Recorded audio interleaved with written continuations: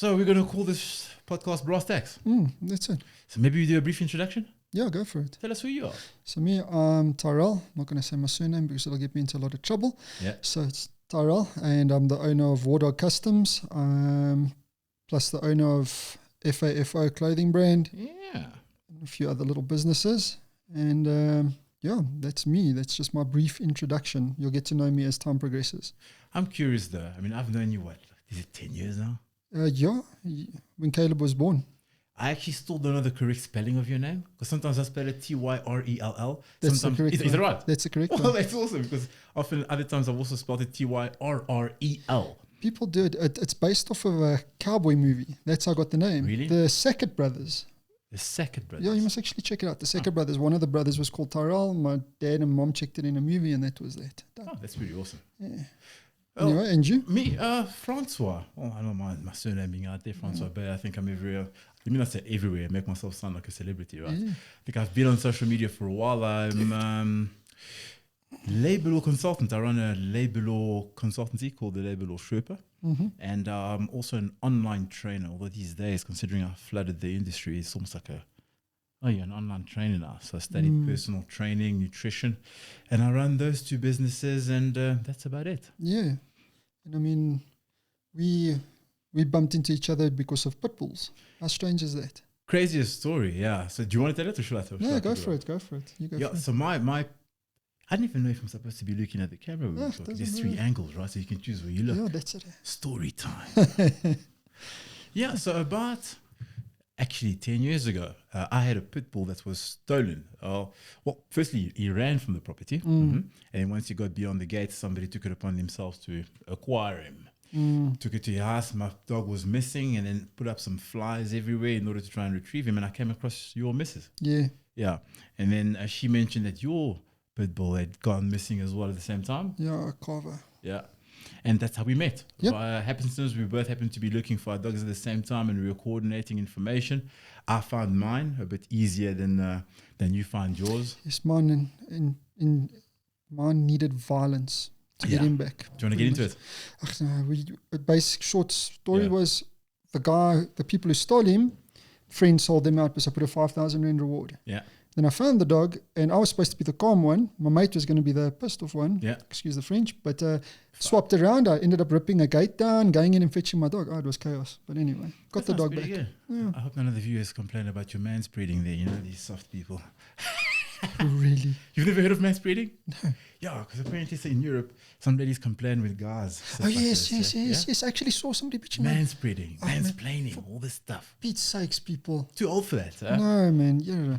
My pit bull story was not unlike yours, actually. No, mine was a savage one, yeah. So I got a tip off from one of the ladies who works in the areas that she had seen my dog. So she told me where the dog was kept. And I went to the police station and I knew a friend of mine. And I said to him, I need to gain access to this property. I'm not going to name him. So he came with me, kindly enough. And I said to him, I'm going to look under this gate. And I could see dog paws. And I said to him, I'm going to call the dog. If I call the dog and we hear noises, all bets are off, I'm going in. So called the dog's name. I saw some jumping, panic, excitement. And I was like, I have to go in. And we broke this gate down. Came inside, saw some kids, some moms, etc. Sort of pushing people around. Dog cleared the gate, jumped into my arms. And I had to sell the idea that the lady who gave me the tip was not in on it. So I was like roughing her around. Ah! And then I left my address with the lady of the house. She said it was her dog. And then I recognized the dog in his yard. And I had walked past this SOB not 3 days earlier. And I asked him if he had my dog and he lied. So I left him my address and I said to the lady of the house, when your husband comes home, if he has an issue with what's happened here, tell him exactly where I stay. It was one road down. Never came. But for the next 2 weeks, I parked my car because where his house was, it was like an open field. Oh, yes. So I parked my car across the field and I wait for him to come home and I turn my lights on at night and I'd watch him scurry inside like a scared little puppy. Yeah, that's it. Psychological warfare, guerrilla warfare there. I didn't carry out. Did I carry a gun in those days? No. It's not really something you can... I think me and you only started getting into the gun thing a little bit later on through our journey. Yeah. Because the motorbike journey was the big thing as well. Right. Because it was the gym, the pit bulls, then it was back to the gym, then it was to motorbikes, and then the guns came around a little bit later.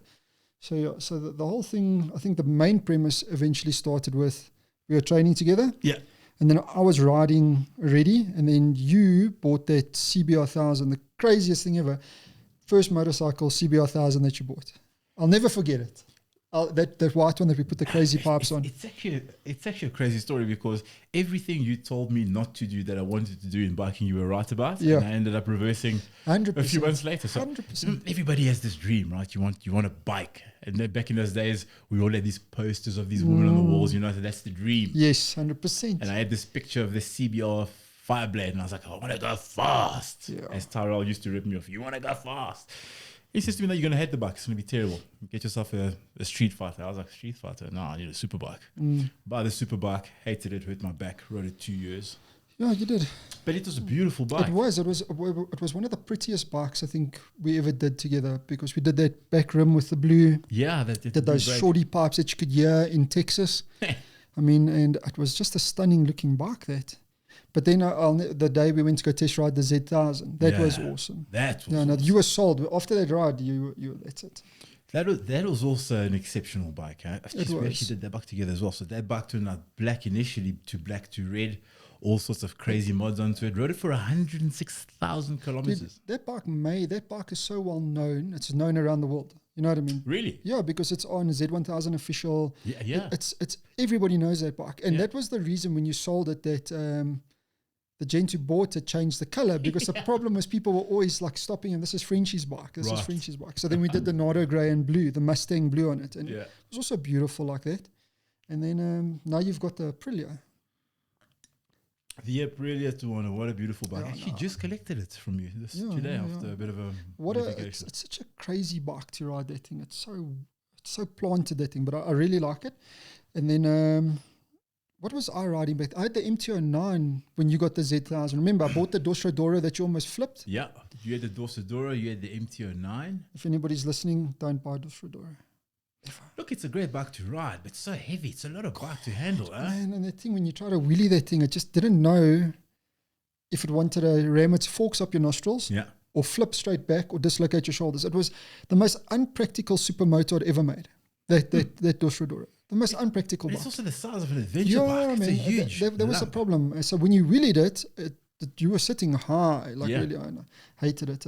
But I think now, we were working it out the other day, I'm on 146 motorcycles that I've owned. But just granted, a lot are triples, doubles, quadruples. They've come back. No, that I've bought the same thing of. Like CBR 1000s, there was that craze when the bullnose blade came out. And I think I owned 6 or 7 of those. And then I owned a Z1000 like yours. I owned bullnose. Well, yours isn't the bull. Yours was the facelift. I owned 2 of those. I had a Repsol. 2012. I had a Repsol like that. Dude, I've owned so many bikes. And out of all the bikes, it took me up until now to appreciate the bike that I got now. And I love that bike. Tell us about that one. And that's my MT-10. There's nothing like it. There's nothing like it. There's no bike in the world that interests me. Like I said, if anything happens to that bike, I will go buy another one. And also, you don't see, I mean, I think I've seen, the only other MT-10 I saw was at, we went to Black Horse Brewery the one time, not with you. And I think I saw, tell me if I'm correct, I speak on the correction, I saw a black and blue MT-10 SP. Yes. With the smaller headlights in the front that looked super futuristic. And outside of that, I knew one guy, I can't remember his name.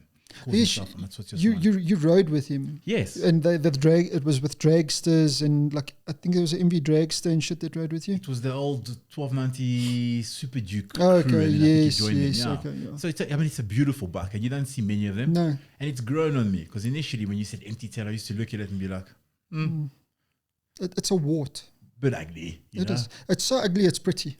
Yeah, but now it's grown on me. Yes. One bike that will never grow on me is the B King. Oh no, I still battle with that thing. All the Kawasaki that, I don't like the H2. I'm not a fan either. And there's a guy you must watch. I can't remember his name. He's on TikTok. And he had that Triumph RS, 1200 RS. And he's had a lot. He's got quite a few bikes. Got a V4. And he just bought an H2. Yeah. And go watch his review on it. He says it's the biggest piece of shit he's ever owned. If you ride it too hard, you blow the motor. Yeah. It overheats itself. I think it's just what is the word I'm looking for? It's just It's a beautiful example of what can be achieved with a motorcycle that just doesn't translate into something practical that anybody wants to ride. That's it. It's the most unpractical bike, but if you want to swank, that and a Ducati V4, those are the bikes that you own. If you want to show that you're, Because, I mean, have you seen the price of the Ducati SP, the V4 SP? Probably going to be $1 million. 1.5 million. We can afford that. You know how much OnlyFans I'd have to do to get I there? know, yes. And I mean, Rosettenville, I mean, I'm out of my class there. Foot pictures. Yes. So, yeah, I mean, that's a lot of money for a motorbike, 1.5 million. And I mean, I don't know. I don't know how many true. Maybe we'll talk about that. I want to ask you your opinion about the definition of a true biker in a second. But before we get there, how many people do you know that actually ride hard are willing to ride an H2 or an H2R? Do you know what I mean? Yeah. What does it actually do? I mean, that is so exceptional. It's not in the MotoGP. No. Remember, I spent some time on an H2. Remember I told you, and there's still on my YouTube channel, there's me riding one. And I rode it, and I was like, it's a fast bike. It really is a fast bike. It handled like a pig to me. Yeah. And I just thought to myself, but I can take a ZX10, flash the ECU, and do a couple of mods, and I'm pretty sure I could possibly hang with this thing until about 320. Yeah. Then, of course, it's got more legs. I mean, it's got a giant supercharger strapped to it. But when I rode it, I wasn't wowed. You know what I mean? I never had that. It didn't wow me. It was like there was one stage where like I accelerated and I was like, yo, this is really cool. But after I rode it, I was like, yeah, I've ridden stuff that's much better. Does it make you feel that madness that your bike has? You know, or is it just fast? It's to me, it's just a fast bike. And you know, people are going to hate me now for saying this. It's like an S1000 BMW, and I've ridden every S1000 there is now, except for the latest one. And this is going to upset so many people. An S1000, it's a great bike. Don't get me wrong. It's a phenomenal bike. But this is where the but comes. There's no soul. That bike doesn't have a soul to me. I agree. And it does everything right. Perfectly. It's an exceptional motorcycle, but it doesn't have a soul. Like if you get onto, I'm going to put it out there, like if you get on a GSX 1000 or a ZX10, those bikes have still got like this little edge of a soul that excites you. Every time I ride a S1000, I'm never excited. It has no imperfections. That's so that it can stick out. Right? That's it. I think that's the right word. It's got no. It's perfectly perfect, which takes away that rawness. You know what I mean? If you were to get on an S1000, let's say, and change the pipe, okay, and put somebody on there, I mean, obviously you can't do it blindfolded. You'll fucking die. But if you were to ride it, you wouldn't be able to tell what you were riding. The bike is too refined, too perfect. In fact, Tank had asked me to ride an HP4 he wanted to ride. Yes. And I rode, and I said to him, don't buy this bike. Firstly, I had no idea what speed I was going. Based on the bike I was riding, I thought I was doing 120. I was doing 190 through Santon. Yeah, you see. And then I got on the highway, and it's great as a weapon. So yes, 100%. If you're on the racetrack and you want to go fast, hard, have it reliable, that's your job. Great bike as a tool. Exceptional bike. Like I said, I can't fault it. But just me, my personal opinion, and people need to understand this is my personal opinion, the bike lacks character in certain. So if I had the money right now and I was going to go buy 1000cc right now, I'm probably going to buy the R1. Because that's got so much character, so much panache, the noise that it makes. Crossplane, right? Yeah, it's flipping absolutely spectacular bike. And you don't see them often. They look spectacular. S1000, it's probably It's a tampon. Yeah, okay, you said it. I didn't have to say it, so people can roast you on that.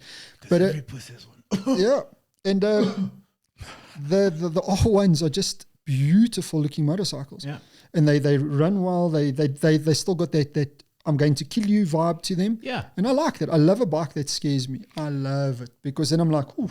But it's actually the reason that I got it's not the reason I bought the Aprilia, but it's the reason I didn't buy an S1000R. Yes, I remember it was very close. You were very close to buying an S1000. For lack of a better idea. Because I rode the two that Berto loaned me. I almost died on the one. Right, almost died on the one because it was apparently the person that had that bike before was a bigger person. A bigger person, yes. Thank you. Before I make this podcast non-PC. And the suspension, the bike would get light at about 185 and then almost started tank slapping. I remember that. I was terrified of that thing. Yeah, it wasn't the red one, it was the white one. It was the white one, yeah. And then the next one I rode, I got on literally outside of the old Fire It Up, opened it up in first time on the bike, picked up the front wheel, changed to second, changed to third, and this was my expression on my face. I was like, put it down, jumped on the highway. We were walking back in and I was like, well, I've ridden Z1000s now, the new one, which would have been overpriced. I rode the MV, couldn't afford that. And I was like, well, I need another bike because this one's trash now. let's buy this. And then I heard somebody take off on an RSV4, and then Shannon and I looked at each other. We were like, one more buck to ride. Yeah. Inside 5 minutes, that V4, and it won't make sense to everybody, right? Yeah. It sounds strange, erratic, the motor. Like it vibrates. And the bike feels like, if you don't respect it, I'm going to kill you today. 100%. And for me, that was a massive appeal. So much personality. It's the way it feels, the way it sounds. You don't see many of them. And it has imperfections. Maybe in the idle, the vibration. That's what gives it the personality you're talking about. 100%. And the BMW doesn't have that. It's perfect. It It's is. like the Mona Lisa of It is. And I don't want it. That's how I felt with my MT10, because, if you think about an MT10, it looks like Bumblebee from Transformers. It looks like it's going to get up and kick you, punch you, and what that bike does, no other bike to me can do, because I'm pretty sure there's a few bikes that can do it, but to me, it's my baby. It's my unicorn, and I never ever rode one. I remember I told you a long time, I never rode one. The day that I can afford to buy one is the day that I will ride it. And the reason why is I watched a few guys a guy named, I can't say his name right, Kashadia. He had an MT-09. He was the reason I bought the MT-09. Yeah. Great bike. And just because of the MT-09, I knew the MT-10 was going to be spectacular. And the day I bought it, I was blown away. That bike does everything to me. It does everything perfect. The only thing wrong with it is the fuel range. Sucks. What do you call it actually, the MT-10? Exactly. What is your nickname for it? It's an MT-10, you know what I mean? But like I said to you when we were chatting earlier, there's not a lot of motorcycles, 1,000 cc's, and I don't care who you are. There's not a lot of 1,000 cc's out there. Well, I can't even really think of much. They can clutch up, standard gearing in third gear. There's not a lot of bikes that can do that. Super Dukes do that. Your big bruising bikes do that. But there's not a lot of thousands on standard gearing, not change gearing, that'll clutch up in third gear. And that's what that bike just does everything for me. And it's not spoken about a lot, right? Because I have a Tuono, which is an 1100, and people talk about great torque, mid range, etc. My bike will not clutch up in third. Yeah. You're going to have to really yank that thing. By the time you pick it up, you'll probably snap your arms off the handlebars. And then, 100%. I've had one of those before, where you pull too hard. And me too. I've done that a few yeah, times. so I have a lot of respect for what your bike can do. Yeah, dude. Phenomenal. A third gear clutch up on that, it's flipping, it's just insane. But it's not just that; it's the noise of the motor, the exhaust. And it does have its imperfections. Like the traction control is crap. I mean, I can power that thing up with the traction control and it'll go to 12 o'clock. Well, that's not great. Yeah, no. So I think I've got to go up to... You love that. I know. But, it handles really... I won't say it handles spectacular, but it handles well enough for what it is. It just does everything that I want in a motorcycle. So, look, there's a rider for every horse. Yeah.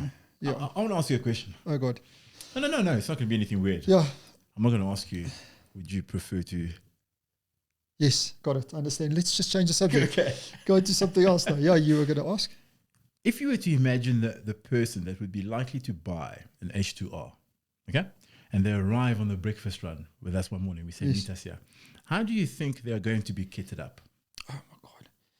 There's two ways they're going to be kitted up. They're going to be either kitted up in a full leather matching, so it'll probably be something black with a bit of green or black with a bit of white. Brand? I'd probably say Dionyse. Yeah. That's where I'd go, and probably a set of Dionyse boots. AGV Pista helmet? Definitely AGV Pista. Look, a lot of your S1000 riders run with Pistas, and your Ducati V4 guys love those Pista helmets. And that's the point I wanted to make, because in my mind, that's exactly what I see from somebody who rides that bike, because it's expensive as hell. Yeah. It's the fastest bike, and the people who jump on them like to feel like they are the top dogs. And they come there. Look, if I had money like that, fine. I mean, I'm not saying I wouldn't dress like that. I probably wouldn't. I mean, these are my riding boots, right? But then they'll get on the bike, and they're not going to ride anywhere near the capabilities of the bike. 100%. But these are the people that always talk down about certain brands. 100%. I've got Dionyse, you must do this. Do you know how much flack I've caught over the Icon helmets that I bought? Oh, really? Yeah. No. So, I mean, maybe we can just segue directly into it. I mean, you have a couple of Icons, right? Yeah. I've had a few. You introduced me to Icons. Yes. In fact, my first variant I bought through you. Yep. I bought the Variant Pro, the Air Flight. That Air Flight is... Okay, look. Shane loves hers. Look, I almost died with that one that I got from you. How do you get bugs in the helmet with a chin curtain and a visor closed? I don't know, but anyway. So that's the only downfall helmet out of the brands. But out of every helmet I've ever ridden with, my best helmet is still going to be my Icon. My Icon Air Flight was not Air Flight, flip. A-frame. Airframe. Yeah, I loved it. And the build quality, I mean, it's designed for you to fall on your head. It's designed for stunt riders and for people to do stupid things.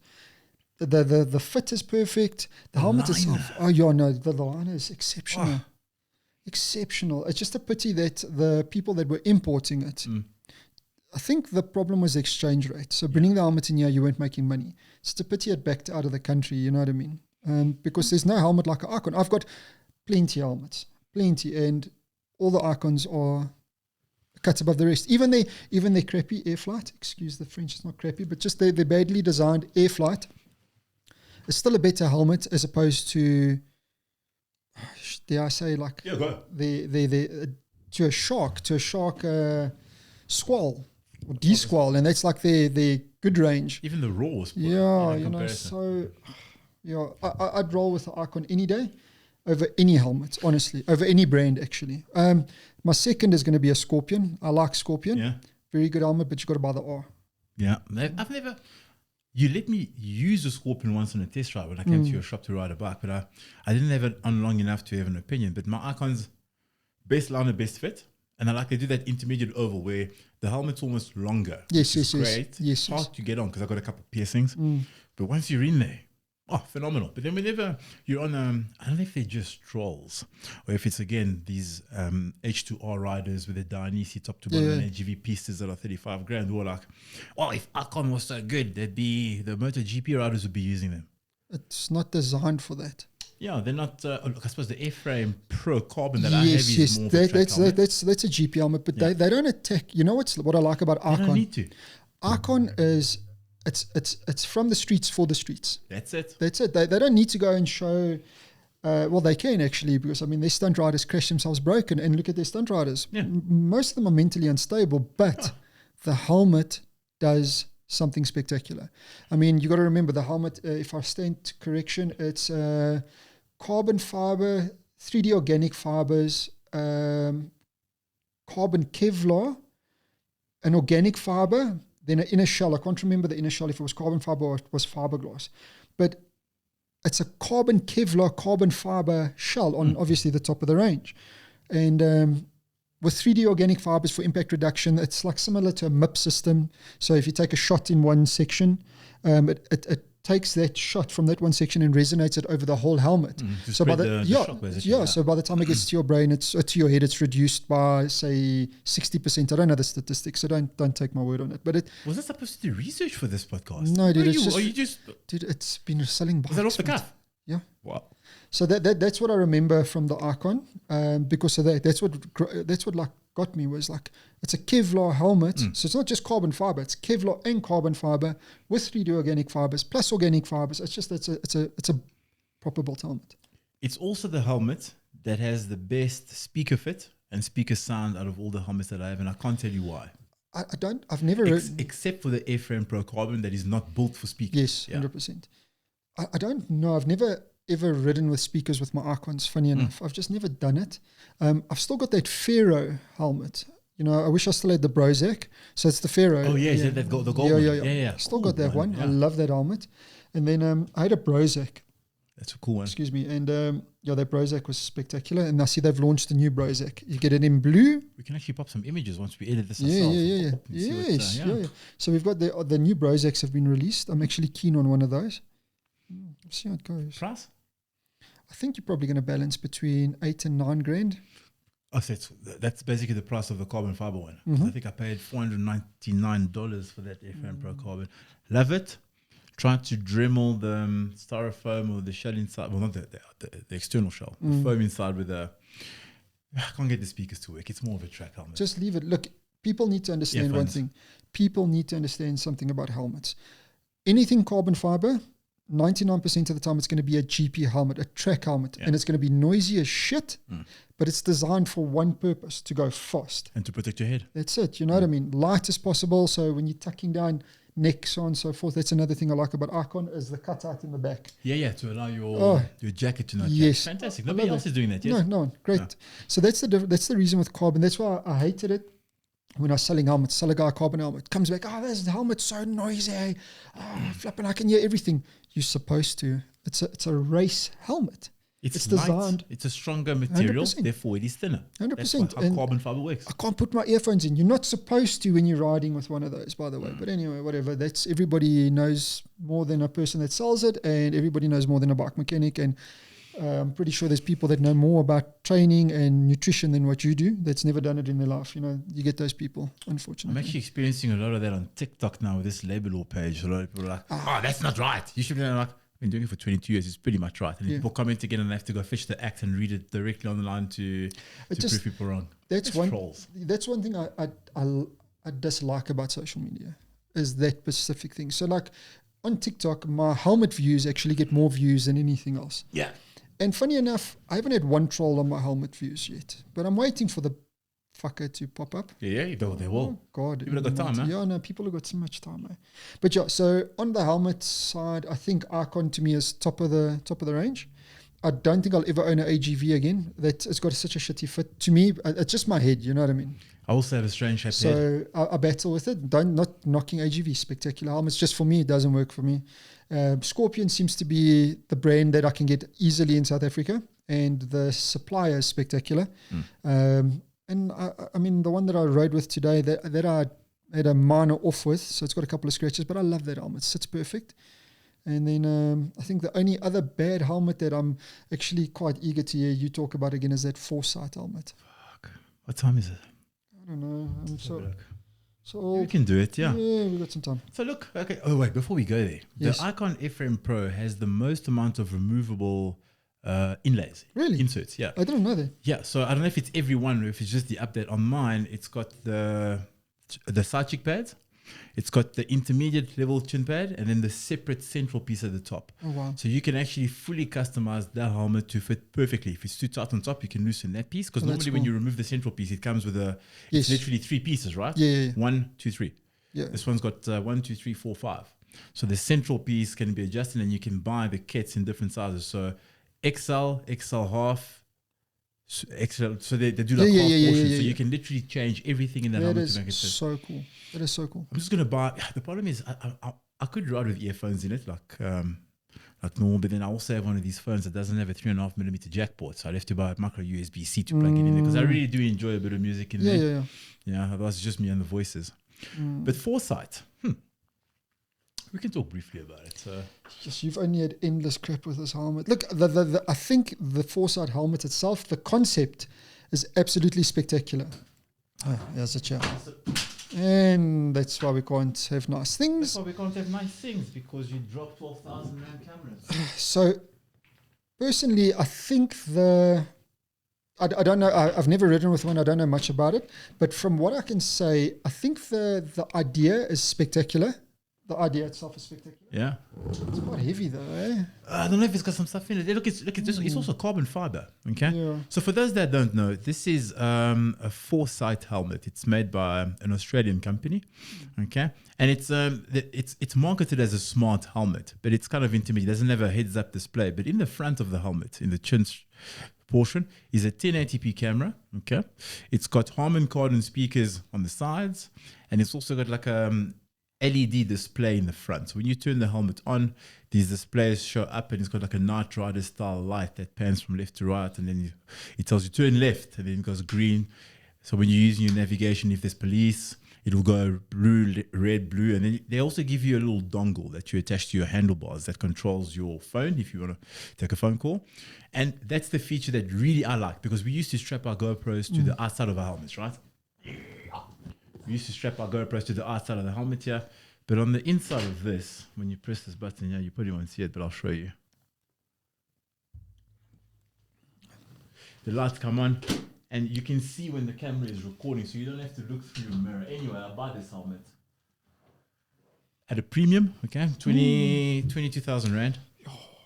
Plus shipping to my house, call it an extra 3,500 Rand.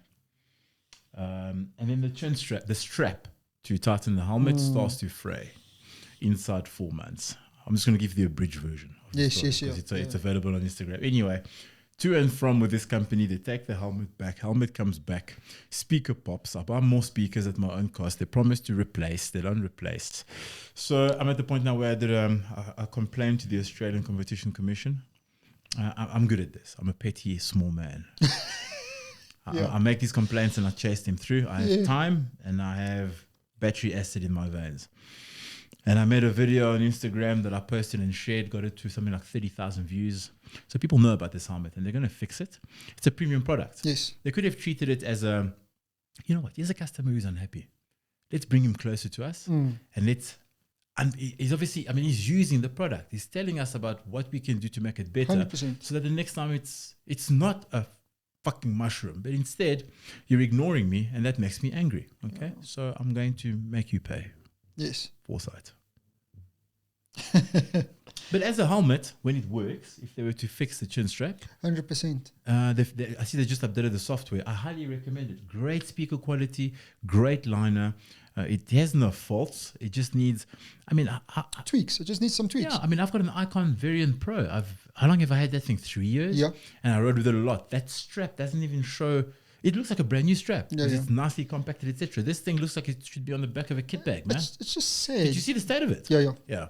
It's just it's very sad. You'd think that a company that's trying to flood the market with a smart helmet would actually take the average Joe, what his comments, and actually implement it into making the product better. Yeah. It's just it's very sad that there are companies that don't do that. I personally believe that with my work, with my bike, if there's a problem, I give a person a guarantee and a warranty on whatever I do. Yeah. And if something goes wrong, don't even stress. I will come and fetch it. And I will take care of it. And when I give it back to you, it'll be even better. You know what I mean? If there is a problem, granted, in my line of work, there's far and few in between. But when there are problems, there's problems. But we make sure to handle it. And we listen to what the client has to say. And that way, things work. That's what I don't get that. They were just bought over by GoPro. So GoPro now owns Foresight. So I'm assuming that the MK2S, when it comes out, will be what's the word? Underwritten or overseen. So it'll probably carry the GoPro branding now, which is going to be nice from a technology point of view because that camera could be HD, but it's only 1080p. I remember way back when, do you remember those Foresight watches? Swole. Swole, yeah. watches, I still got one. You gave me Hades. I got Hades. Yeah. Mine, I had one that I was going to give it to you. But over the years, the plastic, I don't know what material they use. I took it out of the box and the plastic literally fell apart. It literally just perished. Yeah. Okay. Maybe it hasn't been manipulated. When Swole launched their watches, I don't know if you remember, it used to come in this crappy tin. Yeah, sure, yeah. It was almost like a half Coca-Cola tin. I wrote them a review and I said to them, for me, it's a nice watch. People love it. But the unboxing experience tells me everything I need to know about the company. You open up that tin, that watch comes out and you have this little weird plastic sleeve. I'm like, it looks cheap.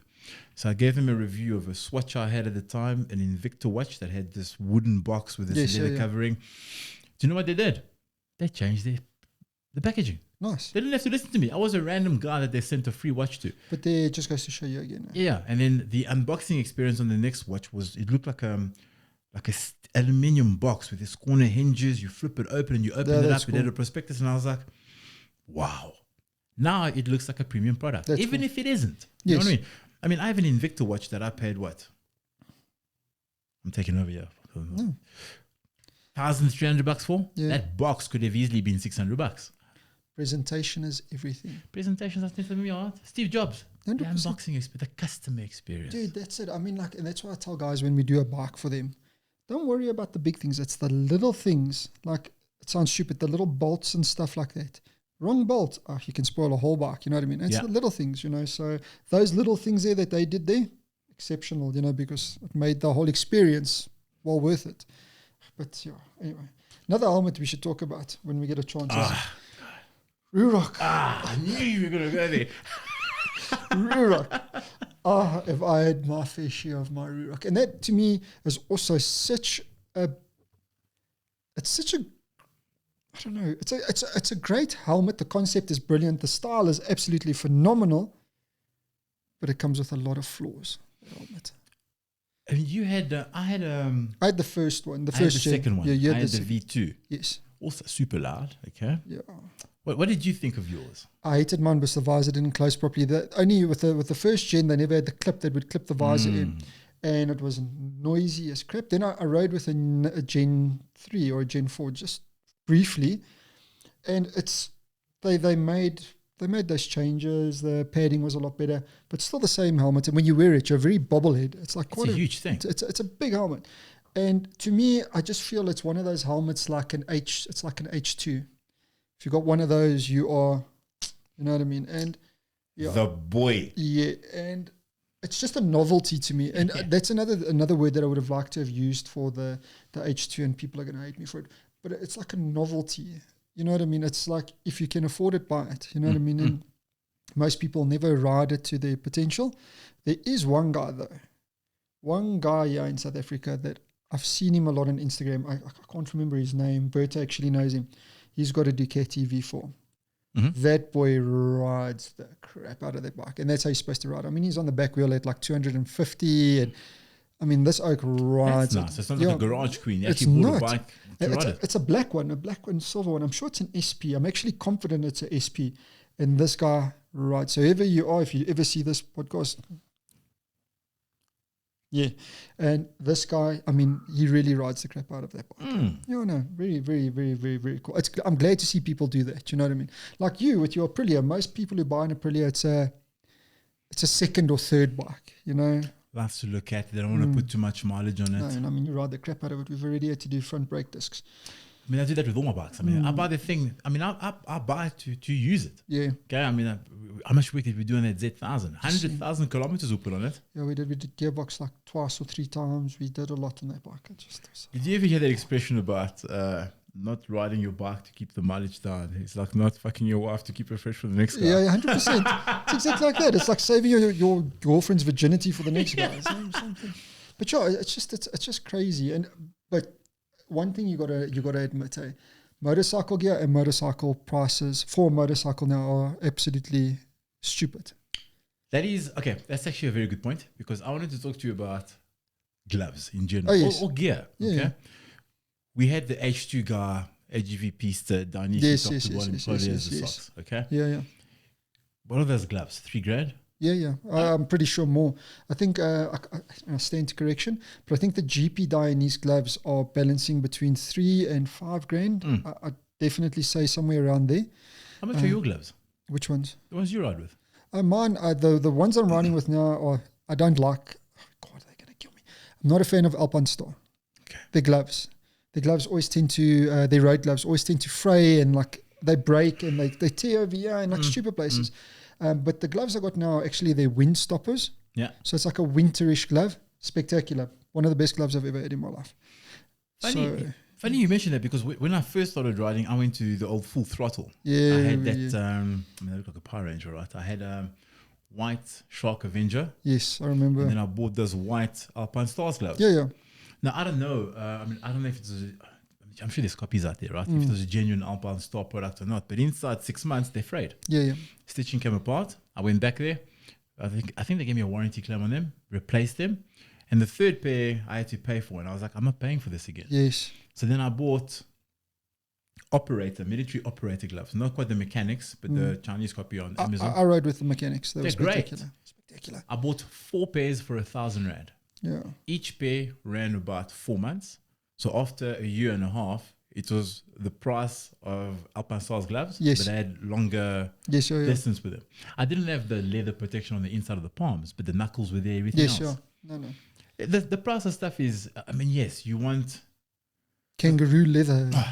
Look, I mean, I'm not Rossi. I'm not traveling at 360 k's an hour around the track all the time. No. I want protection, but I'm also very well aware of my falls are going to be very different. Yes, they are. My present gloves are Nexos. Yeah. And look, what a product. I can't fault Nexo at all. I think it's made by company Highway Leathers.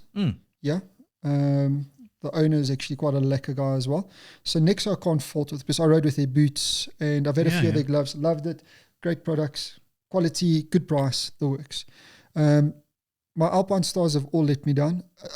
I do believe, though, I haven't really ridden with them besides on the track. The GP gloves are much better. The build quality is much better today. But look, it's just personal experience. So please, people mustn't judge me on that. I think it's part of the course, right? You got to learn, and you get advice from people. I was a very new rider. I ignored most of the advice you gave me. Okay, and it cost me money. But I mean, I replaced my Nexo gloves 4 months ago. Okay. only because Shan needed. So Shan was still riding with those Amazon gloves from my old bike. Yes. So she, one pair survived. She still had them, and we went to buy Kings, and then she saw a pair of Nexo gloves, and I said to her, "Those are exactly like mine. You should buy that pair." And I had been running mine for, I want to say, 3.5 years through rain, etc. The leather had gone a bit more crisp, and they'd gone to sun wash a bit, so they were a bit brown. Yes. I didn't need a new pair though; they were still together. But I bought another pair, and I have a spare pair. But we'll talk about what we'll do with those later on. But what a quality product! And if you look at the label, it doesn't even say Tech Touch. You know, you can use your phone with it. But from time to time, if you don't have a screen protector on, they are actually Tech Touch gloves. $600. Oh yeah, that's 3 years, and I mean, I ride 3 to 4 times a week sometimes. Yeah, no. It's not supposed to last that long. No. You think your Alpine Stars will do that? Not a chance. And I mean, I've gone through because of having the shop. I mean, I get to take gloves whenever I want. You know, obviously I pay for them, but every Alpine Star glove I've had, road glove. So not track glove. This is where people need to understand. Road glove. Yeah. Is frayed and stitchings come loose. Oh, another one that hates me. The strap. The Velcro. Just one day and you're riding and you get this. No, I can't do that. Yeah. Those mechanics gloves that I rode with, spectacular. I mean, you can use it for combat shooting and whatever. I mean, the US military run around with those things. What a lovely glove to ride with. I crashed with a set of them. And funny enough, the glove held together. Literally held together. I think I had one little burn mark on my pinky, but it held together. And I mean, that glove was $600. Yeah. $600 is okay. I mean, we're not. Yes, there will be those bursts of speed that we do. Yes. But I mean, how long are you going to be sliding for on the road? That's the problem. That's the question. That's the trick question. Yeah. Yeah. So, no. So, other than that, I mean, riding gear, also jackets. My Revit jacket. What a jacket. I've got a Revit jacket that Kelly bought me, and it's my leather jacket. My favorite brand. And I love that jacket. I had an Alpine Star. I can't remember the name of the particular cut. Great jacket. I never had no problems with it. Then I had a Berwick. That thing fell apart after a year. I'll never buy a Berwick jacket again. You hold it right there, buckaroo. But there's like you said, there were a lot of knockoffs running around. So I don't think it possibly wasn't a genuine product on that Berwick. Well, you never know, because I had a Berwick, it says Berwick 2.0, my previous jacket, held together very well, but then because it's not a full leather jacket, so it's got leather with some textile patches, etc. So where the seams meet, it started to come apart. And then I bought, I don't know if it's a Vikings brand, Armor. Yeah, Armor. What a beautiful jacket, soft leather. I get mocked of it because it kind of has like a vintage look to it with those squares on it, but I like it. No, it looks cool. I mean, I gave you crap about it the other day, but it's a nice. Yeah, I mean, the beauty of it is it doesn't look like a biker's jacket. So you could literally get off your bike, walk into a restaurant, and you look like you're wearing a leather jacket. Yeah. I think Armour comes from Langston Racing, the people who do Alpine Star. And Shark as well, right? Yeah, Shark comes from Langston and that. So yeah, you know what annoys me about helmets in South Africa is that we only get a certain design, certain color scheme. Have you seen the other color schemes that are out there? So I don't know if you know the company Just One. So no. Just One do off-road helmets, but now they do road helmets. When you get home tonight, go Google Just One road helmet, GP helmet. Have a look at this thing. Not coming to South Africa, but yet the off-roads come. You got to see these helmets. And I mean, Just One is probably one of the best helmets in off-roading. I don't know much about off-roading gear, but I know you got like Aero, they come with the 6 days helmets, and flipping Just One, and there's a Shui and a but Just One, they've now got a road helmet. It's got that beautiful big peak on the back. Really? Yeah, stunning thing. Sounds quite interesting. Yeah, and another brand that has come a long way, which I'm actually quite keen to see now, is a company called Shaft. They don't come into South Africa. Sounds like it's going to be expensive. Yeah, no, not really. The helmet designs are spectacular. I just don't know the ratings on it, so I'm still doing a little bit more homework on that, and want to see how that goes. Alpine Stars is now making helmets as well. You see, did you got an estimated price? 18,000 rand, was it? Yeah, so starting price 18,000. Does it have a camera in it? No. No tech? Nope. So GP helmet. So basically, I think this helmet you had to rival the pista, whatever you say. It's ambitious for a first foray out of the gate, right? Look, it looks like it's got potential because I believe the exhaust vents work really, really well. So the venting from the side circulates. I think they said it goes up, back, and down. So the cooling's really, really nice. It looks really interesting, but I don't know much about the helmet yet. Give me some time and then I'll figure it out. So 1 or 2 pictures, but I'll tell you what, one mistake I will not make again is as soon as a company launches a helmet, buy their version 1. Yeah, No, don't ever do that. I will not do that again. Yeah, but I keep doing it. Yeah. Now you got all this shit at home that you look at, it looks good, but then you're like... I got to be honest with you. I know we're going to go back to Ruroc, but that Ruroc track helmet... Oh, the EOX. Just today, that is a pretty helmet. It looks good. It looks good. And I would hope by now they ironed out the kinks, right? I will not buy another Ruroc unless I put my head on it, my head into it. I feel the same. When my Ruroc arrived, I bought it from a garage sale. So what it means is that maybe in packaging it caught a little nick, so then they're half the price, okay? But it's still a helmet that was meant to be sold. But because it was so early in development, when the helmet arrived in my hands, all the padding was loose in my helmet. Yeah. I had to pop everything back in, and they still had those crappy clips. I don't know if you remember them. Yeah. I had to order like a whole new set. And little things like that, I mean, it's tough to forget, right? Yes. You put your helmet on and then there's something pops off. It leaves residue. It does. That's why I said, like, I'd have to put my head in a Ruroc and then I'll take it from there. You know what I mean? I don't think I'll ever buy a Ruroc again. Not saying it's a bad helmet. It's just the imperfections shine out quite a lot in those helmets. Yeah, so it was noisy. I got dust in my eyes with the visor closed as well. Me too. I like the Shockwave Bluetooth system, but it's $400. I think it's $400. Yep. It's almost like the Icon Domain Bluetooth system. I saw the helmet. I was like, well, that Cornelius is a Domain helmet. Have you seen that? The gold one. Yeah. So nice helmet, $500. But if you want the Shockwave system so you can have Bluetooth and calls, $400 on top of that. That's 18 grand in total before shipping. No. I am looking at buying another Icon. I want the Buster Bunny. I don't know if you've ever seen the Buster Bunny. No. So it's don't laugh, it's a pink helmet.